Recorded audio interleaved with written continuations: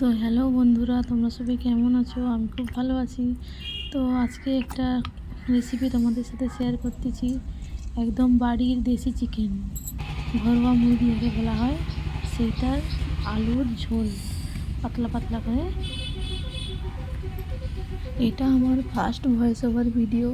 আমি এক হাতে ফোন দিয়ে ভিডিও করতেছি, কথা বলতেছি, তোমাদের সাথে শেয়ার করতেছি, প্লাস আমি রান্না করতেছি এক হাত দিয়ে আমি জ্বালানি উনুনের ভিতরে দিচ্ছি।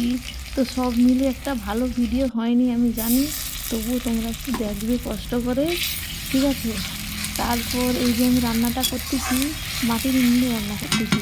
এটা শুধু আমার ভিডিওর জন্য নয়, এটা আমাদের লাঞ্চের মেনু, প্লাস এটা আজকেরই মেনু, ঠিক আছে? আমি যেটা পোস্ট করি, সেটা আমি ডেলি রান্না করি, ডেলি ভিডিও বানাই, ডেলি পোস্ট করি। আমাদের ক্যামেরাটা দেখি খুবই খুব একটা ভালো নয়, যাই হোক তবু আমি শেয়ার করতেছি তোমাদের সাথে এই রেসিপিটা, ঠিক আছে? তোমরা দেখো যে কীভাবে কত সুন্দরভাবে মাটির উনুনে রান্না হয়। দেশি মুরগি একটু শক্ত হয় সাধারণত, কিন্তু বন্ধুরা এই মাটির উনুনে রান্না করলে আস্তে আস্তে করে রান্না করা হয়, খুব সুন্দরভাবে নরমভাবে সিদ্ধ হয়, আর খুব সুন্দরভাবে খেতেও খুব সুন্দর একটা টেস্ট আসে, ঠিক আছে? এখানে এই মশলাটা ভালো করে কষিয়ে নিয়েছি। তবে মুরগিটা কাল থেকে কেটে বেছে রাখা ছিল, আজকে ওইটাই রান্না হবে। মাংসটা খুব ভালোভাবে কষিয়ে নিতে হবে, যতক্ষণ না মাংস থেকে একটা পানি বেরোয়, ঠিক আছে? পানিটা যতক্ষণ না মরবে ততক্ষণ ভাববে যে মাংসটা ঠিকভাবে কষা হয়নি।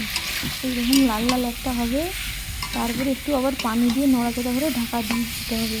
আর হ্যাঁ, মাটির উনুনে তোমরা রান্না করলে অবশ্যই রান্নাটা ঢাকা দিয়ে দিয়ে করবে, নাহলে খুবই সময় লেগে যাবে, কিন্তু রান্নাটা হবে না, ঠিক আছে? তো আমি পানি দিয়ে দিয়েছি এখানে, নড়াচড়া করার পরে আমিও ঢাকাটা দিয়ে দেব।